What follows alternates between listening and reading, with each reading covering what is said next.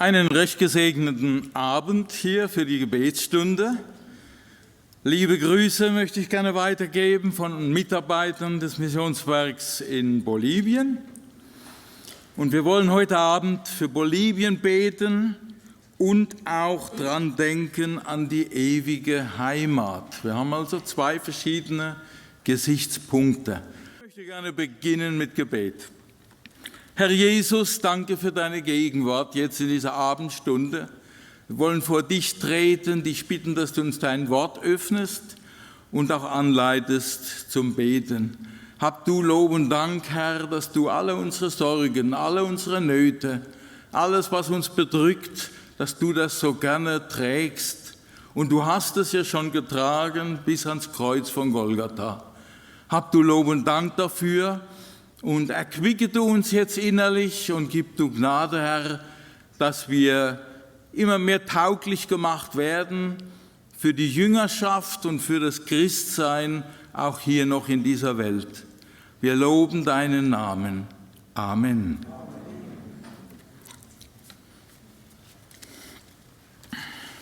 Ja, dieses Lied, es erglänzt uns von ferne ein Land, erinnert uns schon wieder an die ewige Heimat. Und das ist ja auch die Fortsetzung von unserem Bibeltext, 2. Korinther 5, Vers 6 bis 10. Ich lese jetzt gerade die Luther-Übersetzung. So sind wir denn allezeit getrost und wissen, solange wir im Leibe wohnen, weilen wir fern von dem Herrn, denn wir wandeln im Glauben und nicht im Schauen. Wir sind aber getrost und haben viel mehr Lust, den Leib zu verlassen und daheim zu sein bei dem Herrn. Darum setzen wir auch unsere Ehre darein, ob wir daheim sind oder in der Fremde, dass wir ihm wohlgefallen. Denn wir müssen alle offenbar werden vor dem Richterstuhl Christi, damit jeder seinen Lohn empfange für das, was er getan hat bei Lebzeiten, es sei gut oder böse. Hier in diesem Vers geht es nochmal also um die ewige Heimat, auch um das Sterben, um den Blick in die Ewigkeit. Wir sind jetzt 29 Jahre in Bolivien, 45 Jahre in Südamerika. Ich bin mit 20 Jahren gegangen, so wie ihr da unten etwa. Und ich bin jetzt 67, da denkt man natürlich auch an die Ewigkeit. Vielleicht meinen manche, wir haben noch ein bisschen Zeit. Ich stand auch schon an manchem Grab von jungen Leuten. Und habe ich dieses Verlangen schon, daheim zu sein bei dem Herrn? Ich weiß auch noch nicht so recht. Wir haben ja auch hier noch einen Auftrag, ja. Diese Verse hier, die gehören zu wirklich tiefgründigen Abschnitten. Und der Apostel, der berührt hier in seinem seelsorgerlichen Schreiben ja viele Themen, die sich auch immer wieder wiederholen. In Kapitel 1 der Trost für eine Gemeinde mit Gemeindezucht, die betroffen ist von solchen Sachen. Dann erwähnt er seine eigenen Bedrängnisse, seine Todesnöte, Kapitel 1, Vers 10, seine Fragen, er hat Fragen zu seiner Vollmacht oder er wirft sie auf, er präsentiert sie und er erklärt, warum er so auftritt ihnen gegenüber, in Kapitel 1, Vers 14 zum Beispiel, wir sind euer Ruhm.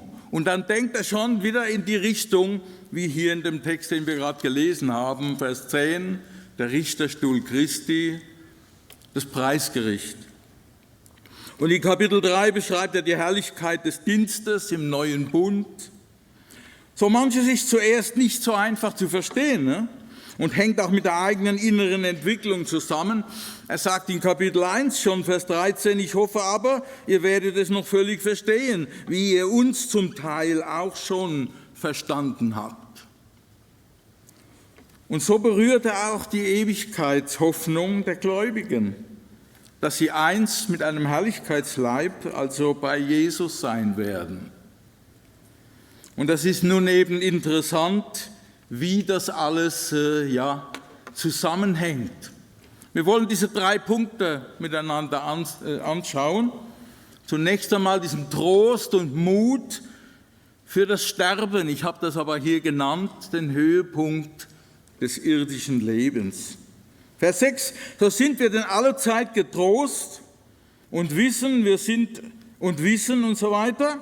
Vers 8, wir sind aber getrost und haben viel mehr Lust, den Leib zu verlassen und daheim zu sein bei dem Herrn. Und da bricht die Frage auf, wie kommt man zu diesem Trost, wie kommen wir zu dieser Gewissheit, wie wird man überhaupt bereit, abzuscheiden, zum Herrn zu gehen? Es ist eine wichtige Frage. Was die Menschen alle quält, ist doch die Todesfurcht in dieser Welt, oder? Die Todesfurcht, das ist jedenfalls, die ist für alle Menschen in der Gottferne eine gemeinsame, quälende Geißel. Und der Hebräerbrief, der sagt aber vom Herrn Jesus, damit er durch seinen Tod die Macht nehme, dem der Gewalt über den Tod hatte, und die erlöste, die durch Furcht vor dem Tod im ganzen Leben Knechte sein mussten. Hier wird gesagt, wir sind frei durch Jesus Christus von der Todesfurcht. Wir haben eine neue Zielrichtung bekommen. Bei David lesen wir noch im Psalm 55, Vers 5, mein Herz ängstet sich in meinem Leibe und Todesfurcht ist auf mich gefallen. Ich weiß noch als Kind, ich war mal krank, da sage ich zu meiner Mama, muss ich jetzt sterben? Aber ist das nicht auch eine Frage? Das ist eine Frage zu unserer Existenz, oder? 2 Erfahrungen möchte ich gerne kurz weitergeben. Aus meinem Leben. Ich stand am Sterbebett meines Vaters. Und ich kam mit dem Flugzeug an, ein lieber Bruder hat mich hingefahren. Ich nahm die Hand von ihm. Er war im Koma, könnte man vielleicht sagen. Aber wir wissen ja, dass Sterbende noch lange, lange hören. Sie fühlen, sie hören oft, mehr als man denkt. Und ich begann dann einfach, wie gut, dass man in der Jugend was gelernt hat. Dann habe ich den Psalm 23 gesprochen und habe angefangen, mit ihm zu beten. Ich habe ihn an seine Frau erinnert, an meine Mutter, weil er stand nicht bewusst im Glauben. Ich habe gesagt, ja, sie hat das Ziel erreicht. Und so stand ich da und dann war da 3 Meter weiter ein anderer Mann, schwer krank. Und er sagt zu mir, entschuldigt, wenn ich euch das jetzt so sage, wenn es Gott gäbe, dann wäre er schon längst abgekratzt. Und da stand ich in einer heiligen Stunde, dass jemand am Sterben ist und ein anderer macht solche Sachen. Ne? Das ist eine furchtbare Erfahrung für mich gewesen, an einem Sterbebett. Wo wird der andere aufgewacht sein, vielleicht kurz darauf? Unser Text ein bisschen vorher redet davon, dass man bloß und nackt erfunden werden kann. Wo wird der aufgewacht sein? Eine ganz andere Erfahrung haben wir in Bolivien gemacht. Da war eine Schwester, eine Missionarin, 47 Jahre war sie dort. 2017 ist sie heimgegangen zu ihrem Herrn, Schwester Goni Potov. Und sie hat sich vorbereitet. Und sie hat sich Kapitel um Kapitel noch einmal vorlesen lassen aus der Bibel. Wir haben uns abgewechselt unter Mitarbeitern. Immer abends war jemand an ihrem Bett und wir haben gelesen. Und das hat ihren Geist erquickt. Und das war für mich ein Riesenzeugnis. Da bereitet sich jemand mit Frieden in Gott vor, bald vor Jesus zu stehen. Der Materialist erwartet beim Sterben nicht nur das Ende von seinem physischen Leib, sondern sogar sein psychischer, sein seelisches, geistiges Leben geht zugrunde, meint er, und es gibt nichts danach. Aber biblisch ist das Sterben ja nur ein Durchgang zum ewigen Leben. Es ist weder ein Schlaf, nur der Leib schläft nach der Bibel. Es ist weder eine Auslöschung der Existenz. Wenn man stirbt, geht man in einen Durchgang. Und wohl dem, der zum ewigen Leben geht. Ne? Philipper 3,21 sagt, dass wir dann verwandelt werden, einen neuen Leib einst bekommen, nach der Kraft, mit der er sich alle Dinge untertan machen kann. Welch eine Kraft wird dann offenbar, auch an uns. Ja? Im Alten Testament heißt es immer wieder, die Leute wurden versammelt zu ihren Vätern. Das heißt nicht ins Grab gelegt. Die Väter, die lebten ja noch. Die wussten ganz genau, in der Ewigkeit ist Leben. Jesus sprach vom Gott Abrahams, Isaaks und Jakobs. Er ist nicht ein Gott der Toten, der Lebendigen. Und das sagt er auch, heute wirst du mit mir im Paradiese sein. Also ist es nicht so, dass diejenigen, die mit Gottes Hilfe den entscheidenden Glaubensschritt getan haben zum Herrn Jesus, die warten eigentlich nicht auf den Tod, sondern ja, sie stehen ja nicht unter dem Beherrschtsein der Macht der Sünde und des Todes, der Gottesferne. Sie wissen, dass sie leben. Jesus sagte, Johannes 8,51, wer mein Wort hält und der wird den Tod nicht sehen in Ewigkeit. Glauben wir das? Kapitel 11 bei Lazarus, wer an mich glaubt, der wird leben, auch wenn er stirbt.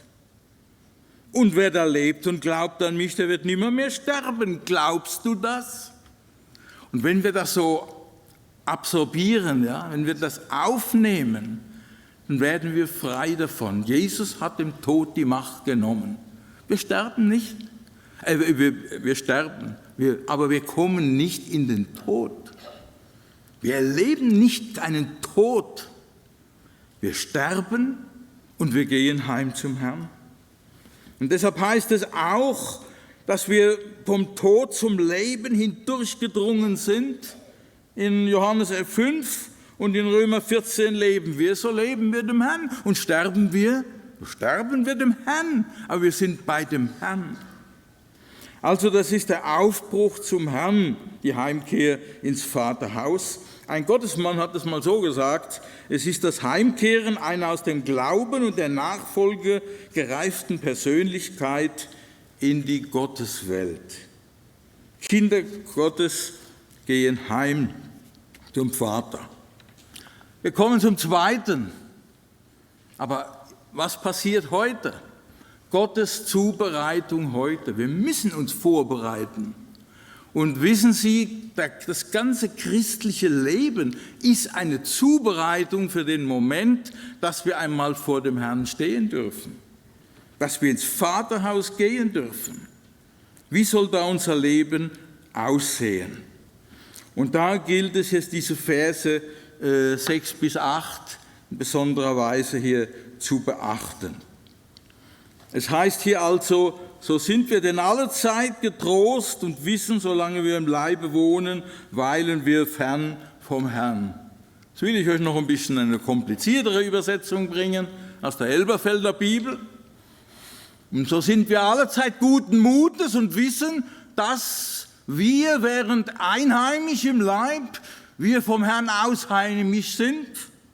Wir sind aber guten Mutes, in Vers 8, und möchten lieber ausheimisch vom Leib und einheimisch beim Herrn sein. Bah. Kompliziert, ne? Man versteht es auf den ersten Blick überhaupt nicht. Was ist denn das für eine Begründung? Ich habe Mut, während ich im Leib bin, einheimisch, aber während wir noch vom Herrn weg sind, da haben wir guten Mut. Irgendwie passt das alles nicht zusammen. Nun ist es so, dass im Griechischen dieser Satz beendet ist, bevor er richtig fertig ist. Paulus beginnt mit dem Mut, unterbricht sich, fährt in Vers 8 weiter mit dem Mut, er stolpert fast, er ist erregt. Wir müssen uns fragen, was ihn so zum Sprudeln bringt. Ja? Wir haben hier eine rhetorische Figur, das nennt man ein Anakolut, ein Stilmittel, einen Mangel am Zusammenhang. Deshalb ist das so kompliziert. Ein Satz, dessen Ende dem Anfang grammatisch nicht entspricht, einen Satzbruch, bei dem ein neu hereinbrechender Gedanke die Folgerichtigkeit des Satzes stört, ja, und er plant dann um. Ja. Das anakolutisch gekennzeichnet in der mündlichen Rede und hier als Stilmittel. Worin besteht jetzt die Stimmung vom Apostel Paulus? Ja, wie ist dein Zustand? Bist du jetzt einheimisch oder ausheimisch? Das ist eine Frage. Wie fühlst du dich? Ich habe vor vielen Jahren meine Kinder gefragt, was seid ihr? Schweizer? Deutsche? Ich bin Deutscher. Oder Bolivianer? Sie sind geboren in Uruguay. Ich weiß auch nicht, haben sie manchmal den Leuten gesagt. Ist das nicht unsere Situation? Wie oft stehen wir in diesem Spannungsfeld? Wir wissen nicht recht, wo wir sind, oder? Wir sind auf der Erde. Natürlich, unser Glaube ist bei ihm. Aber so viel bindet uns hier. Und da entstehen Spannungen. Da entsteht ein Spannungszustand einfach. Und so mancher Christ findet auch nicht seine richtige Identität. Die einen sind nicht richtig Christen und die anderen sind nicht keine richtigen Weltmenschen. Und es geht so ein bisschen hin und her, ja? Anakolut, möchte ich mal dazu sagen.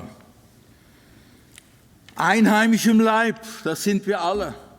Das griechische Wort meint im Zuhause sein, im heimisch sein, Heimat und Land haben. Und unsere Heimat ist jetzt hier auf der Erde. Und doch zieht uns, die Gedanken in der Bibel wollen uns wegziehen zum Herrn. Und wir wissen, dass das sehr wichtig ist für unsere Zubereitung. Und deshalb sind wir noch auf der Erde. Ja.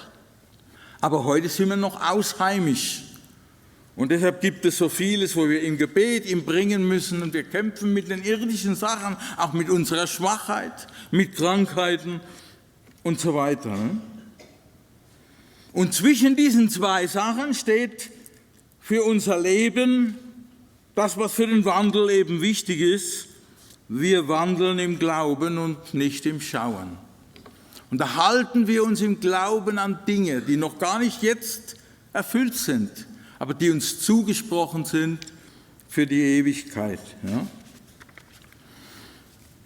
Ja? Man redet von Missionarskindern oft, von Drittkulturkindern. Ich glaube, es gibt auch Drittkulturchristen. Wir sind alle so in dieser Drittkulturart drin. Diese Kinder, die haben die Kultur ihrer Eltern, zum Beispiel sind Schweizer, mit festen Wurzeln in der Schweiz.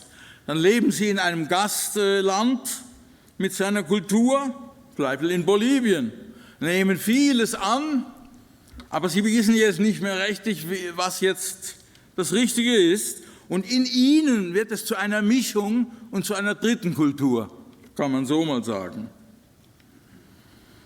Es heißt hier in Vers 6, wissend, wenn wir einheimisch im Leibe, dass wir ausheimisch sind vom Herrn.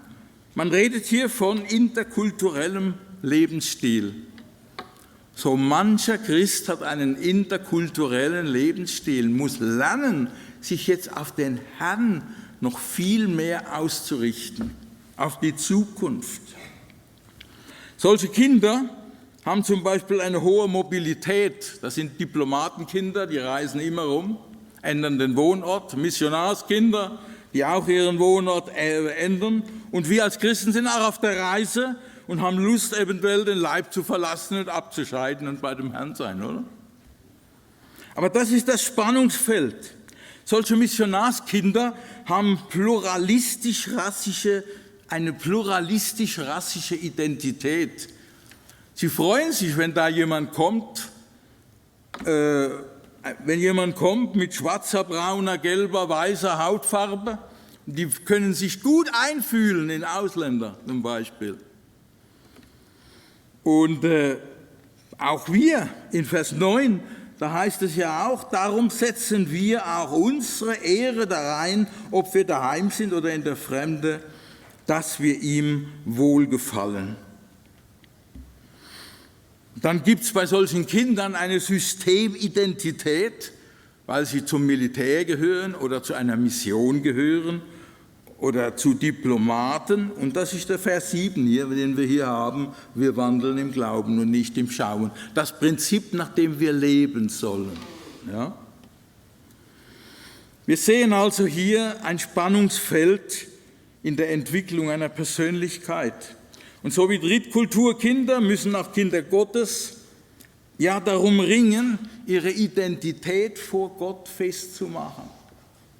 Und je mehr sie das machen, umso leichter werden sie auch im Sterben den Weg finden, heimzugehen zum Herrn Jesus. Dass Paulus dieses Anakolut einfügt, das kommt wegen Vers 5, der uns aber zu eben diesem fertig macht, Gott, der uns das Angeld des Geistes gibt. Gott führt uns in diese Situation, der arbeitet an uns, der macht uns bereit und fertig und er will, dass wir jetzt im Heiligen Geist leben, ein Leben als Christen und Jünger in dieser Welt, ja? Und von dem her zubereitet werden für die Zukunft. Ja. Dieser Verwandlungsprozess, der uns mal einst einen neuen Leib geben wird, der hat heute schon begonnen. Dieser Prozess hat schon angefangen, indem wir uns eben ausrichten auf himmlische Dinge, auf etwas ganz Neues. Es geht zur Vollendung im neuen Auferstehungsleib. Das ist eine Art Schöpfungsziel Gottes für unseren Leib. Und mittels einem Leben im Glauben und in der Nachfolge werden wir da zubereitet. Und wenn dann das Sterbliche verschlungen wird vom Leben, dann ist der neue Leib, sagt ein Gottesmann, das Zurückkehren einer aus dem Glauben und der Nachfolge gereiften Persönlichkeit in die Gotteswelt.